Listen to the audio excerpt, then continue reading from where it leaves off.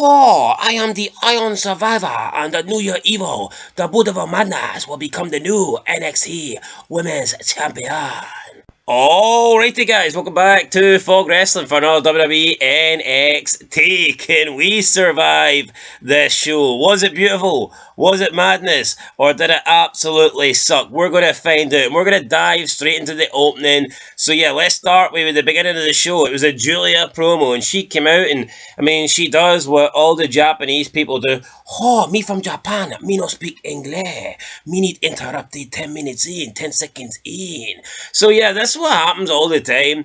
Julia comes out, can't speak English, can't cut a promo, so she's literally 10 seconds into saying whatever she's trying to say, and she gets interrupted by Roxanne Perez. Now, look, maybe this is a smart thing to do. Oh, me from Japan, me no speak English, you got to interrupt me. So maybe this is what they think's good.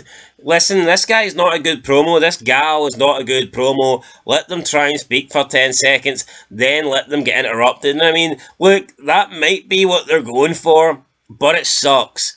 It's predictable. And this show had it twice. Once with Julia in the opening, then later on with Wwe Nxt. But what I will say about Wwe Nxt, okay, the guy's not a great promo. He's not great at all, let's be honest. But he does have a presence. I think maybe it's the accent or something, but when Wwe Nxt talks, it's almost like, I don't know, his promo sucks, but the way he delivers it, the accent, I am Wwe Nxt, I will make you pay, me must hold you. I don't know, it just sounds a bit better. But when you've got like Gunther on Raw cutting, me the nipples, the ring general, it's like, it's garbage, man. It is garbage. But Julia, Gunther, Wwe Nxt, none of them are great. Will they ever get better? I don't know. Can we get some sort of translator? Can we get some sort of Paul Heyman thing going? Listen, why do we only get one Paul Heyman? And I know there's only one Paul Heyman in the sense that he's great, and I get that. But is it really that, would it be that wrong to actually have managers? Or whatever Paul Heyman wants to call him these days. He's a, I forget what he calls himself, but an advocate or whatever, the wise man. Look, that's not the point. The point is, if you have people that aren't great on the mic, why can't they have a manager? Why can't they have somebody long term? Some of the greatest people in wrestling history had managers with them long term. I don't see why that can't be a thing now. Like, why can't Julia have somebody cut promos for her? I mean, maybe she doesn't want that, but at the end of the day, her promos aren't great, so why not? I mean, that's what I would do, but, I mean, whatever, that's not what they're doing. So Julia comes out, tries to speak, basically says, "Oh, Roxanne Perez, me and you, New Year Evil." So she wants the match at New Year's Evil. She's going to become the new NXT Women's Champion. Roxanne Perez comes out, talks about deadline, says that Julia was lucky, and I mean, Roxanne Perez isn't exactly great either. But by the way, another thing, before we go on anymore, before I bash anyone else's promo skills, I've just got to throw it out there.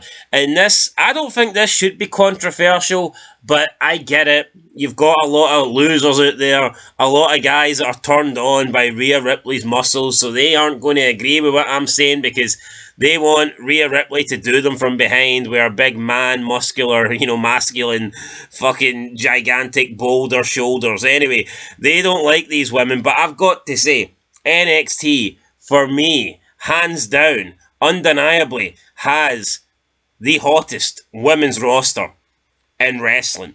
Now, I'm not saying they've got the hottest female. I'm not necessarily saying that. However, I'm talking about, on average, the NXT roster, in terms of hotness, attractiveness, it blows away Raw, SmackDown, and AEW. Literally, almost every chick on this show is hot. Some might be hotter than others, absolutely. But it is very, very difficult to find a bad-looking chick on this show, unless Shayna Baszler's decided she's going to transfer from Raw. Then you've got a problem, man. You got a big, big problem. But other than that, no, this show's got lots of hot chicks, and I like it. I like it a lot. What's to not like about it? Seriously, hot women. Why wouldn't we like that? So congratulations to NXT and the women of NXT. That might be the most praise I give this show. Anyway, back to Roxanne Perez. She comes out, talks about NXT proving they're the best women's division, basically said everybody else in the match should have won apart from Julia, and she says that the Beautiful Madness might not even make it to New Year's Evil. Julia's like, oh yeah, how about we do this one now? And then Cora Jade comes from behind and says, yeah, I don't think you're going to make it, and if you think your best friend Stephanie's going to come and save you, then you're wrong, because there's no question who did it. Then we see Stephanie taken out, and then Julia decides to attack Perez first. Even though Perez was further away, this would give away your first move, and Cora Jade was the one with the weapon. So you could argue that I'm being too critical here, but you would never do this in a real life fight situation. If you're outnumbered 2-on-1, and one of the two's got a weapon, and that person with a weapon is within touching distance of you, and the other person is about 4 or 5 feet away, you would never attack the person 4 or 5 feet away. That would just never happen. That's what Julia did, and then she turned around and she ate the kendo stick from Cora Jade. It was just so fucking dumb. You can't tell me this wasn't dumb. This was incredibly dumb. Is what it is. But it was garbage. And you just wouldn't do this in a real life fight. Then Kalani Jade and Jordan, whatever it's called, I don't know. Kalani runs down, makes the save, and then that's it really. We get Tony D'Angelo talking to Ethan Page backstage. Page doesn't know how to get his NXT title back. He wants in the title picture. The Don says he's got a soft spot for Page. He's going to give him an NXT North American title match tonight. Page then says, how about no? The NXT North American Championship's a step down for me. The Don then says, well, you're lost, and he offers everybody else in the locker room a shot. Page then changes his mind, begs for the match, and says please, and Tony D's like, that's all you had to say. Page says if he can't beat the Don, then his career is practically over. But don't worry, we've got a transfer window coming up, and I'm sure you can move to Monday Night Raw, man. So yeah, tonight we're getting Page versus the Don. Then we got Lexis King doing some soul searching, and he wants a shot at Charlie Dempsey's Heritage Cup. I think the Heritage Cup is an absolute disgrace of a championship. Get rid of it. It fucking sucks. Honestly, it sucks. Why not bring out a TV title? Something that's defended every week. The Heritage Cup is... The rules are... I didn't mind it when Noam Dar had it because it was like his little gimmick, but when he lost it, I think it just made no sense to keep it going. Charlie tells the No Quarter Catch crew he's proud of them. Then Jada Parker walks in with OTM and she threatens to knock Ren Sinclair out. Jada Parker looks the part, sounds the part, talks the part. I think Jada Parker is the next big... Fuck me. I think Jada Parker's the next... Her ass is the next big thing for sure. 100%. That ass is big. Brock Lesnar thought he had a big future. Pfft. Brock Lesnar in 2002 would be dwarfed by Jada Parker's ass. He'd be hidden in the shadows of that ass. That's how big it is. Anyway, threatens to knock out Ren Sinclair. We then get Wes Lee versus Siobhan Evans. I don't care, honestly. I don't know. I feel like I've watched this match a million times, and both guys pretty much have the same look. Siobhan Evans looks like Wes Lee used to look, and I just don't care for Wes Lee. Don't care for Siobhan Evans. Don't care for these guys. Got the same style, same look, same everything. No character, no gimmicks. Just two guys in tights that, you know, do acrobats and high flying moves, and I can do a springboard, you can do a springboard. It's just phony shit, really. It's not wrestling. Axiom wanted to apologise to Nathan Fraser for doubting him at Deadline. Fraser says he owes Axiom a big one because Axiom carried the match. Both guys kind of want to apologise to the other, and they go their separate ways. We get Josh Briggs and a vignette with some other Japanese guy. Waste of time. Yoshi Inamura. Who cares, mate? Who fucking cares? You suck! You absolutely suck. Kalani Jordan then tells Sarah Scriber that Stephanie Fakir will be just fine. We get Julia screaming some shite in Japanese. I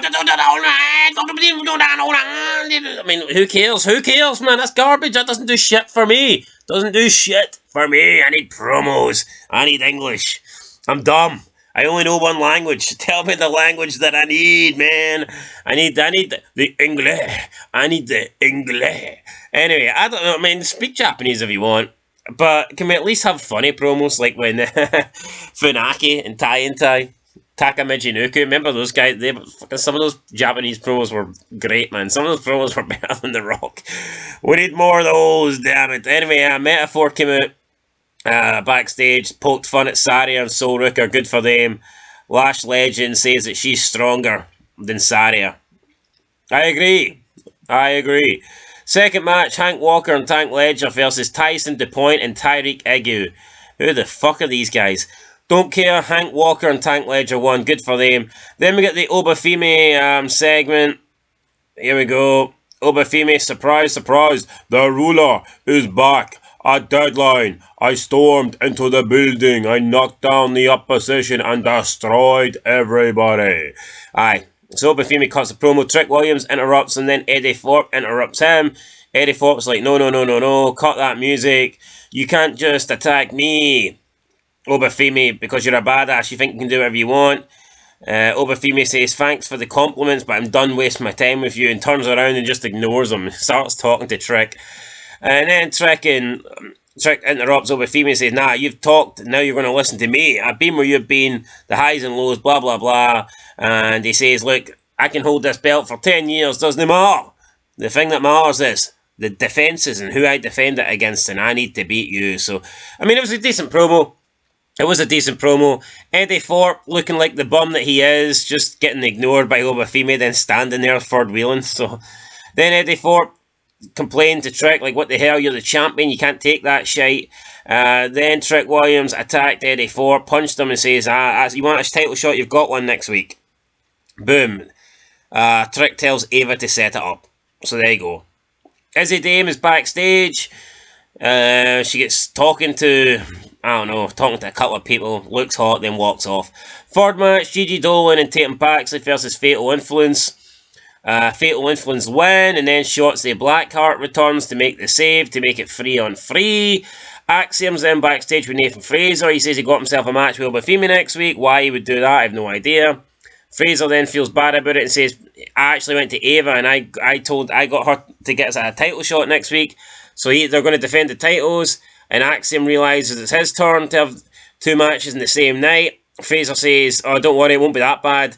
Axiom starts freaking out and says, dude, look at your face. Axiom then walks off, and you got Fraser sitting there with a broken nose, and Fraser goes, man, you wear a mask at least. So, I mean, it was kind of funny, guys. Come on. It was funny-ish. A little bit. Anyway, Tony D'Angelo versus Ethan Page for the NXT North Americans Championship. Page goes for the Eagle's Edge, but misses it. Angelo lands on his feet, hits the spine buster to pick up the win. Tony D defeats Ethan Page. All Ego has lost that ego. He's lost his step. And then he walks out. He's just done. He said he's lost and he's truly ashamed of himself. So he leaves the building, probably going to Raw or SmackDown. Lexus King is backstage speaking to NFL quarterback Ryan Leaf. Charlie Dempsey says he'll get his Heritage Cup Championship match in 2 weeks, but he'll have to attend a special workout next week. We'll see what that is. Next week, we get the confirmation of the title match. Then we get Roxanne Perez and Cora Jade versus Julia and Kalani Jordan. I mean, it is what it is. It was a main event that I just, didn't really care about. Stephanie Fakir came in at the end. Cora Jade, first of all, Cora Jade got the win, which I thought was a wee bit interesting. Cora Jade gets the win on Kalani Jordan, double underhook DDT. Stephanie Fakir then comes out and attacks Jade. So that was that. Julia and Roxanne Perez battled to the back, and then Jade and Stephanie Fakir ended up brawling. So that's the real title. That's the real tag team match, and I wouldn't be surprised that if Stand and Deliver we get some sort of fatal four-way. I definitely could see that happening, and maybe before Stand and Deliver we get a tag team match with Cora Jade, Roxanne Perez, and then Julia and Stephanie Fakir. I could see them maybe leaning towards a triple threat, but then Cora Jade gets involved and makes it a fatal four-way. But, that's the direction I see them going. And then Eddie Thorpe's backstage. Ava, apologies guys, man, it's like 3:30 in the morning. It's tough to review this shit in the UK. Anyway, Ava is speaking with Eddie Thorpe. Eddie Thorpe signs his contract for the title match next week. She says, don't worry, we're still looking into who attacked you. And he says, I already know who attacked me. Ava looks confused, and Eddie Thorpe goes, you're looking at him. And now I've got myself an NXT title match, and I didn't have to go through 25 minutes of hell in order to get one. Eddie tells Ava that he'll see her next week, and he leaves. And that's the end of the show. So, I mean, it was alright. It was it wasn't alright, but it wasn't that bad. I mean, it didn't absolutely suck. I mean, you've got a lot of hot women on this show. You've got Trick Williams. I mean, I like Trick Williams over Feime getting a shot at the title. Eddie Thorpe's a bit of a jobber, but I mean, we can give him one title shot. It's not going to kill the brand. Tony D'Angelo, I like Big Tony. Looks like Ethan Page could be heading to the main roster. Shotzi Blackheart returns. So you had stuff that's happening. Axiom and Nathan Fraser. Some of their wee promos were alright. You know, a wee bit of comedy in there. It wasn't the worst show in the world, guys. I thought it was no bad. I'm going to give NXT... What am I going to give NXT? That's the big question. What am I going to give NXT out of 10? I'm going to give it... I don't know. I'm going to give it a... I'll give it a 4. I thought it was alright. I'll give it a 4. Yep, guys, a 4 out of 10. Maybe that's too generous, but I'm sticking with it, guys. Let me know what you think down below. 4 out of 10. But I'll give the women like an 8, 9. The women they're all there's a lot of baddies on NXT, whereas wrestling's just bad in general, but at least there's some hot women. Anyway, guys, that's it. Till next time. Peace.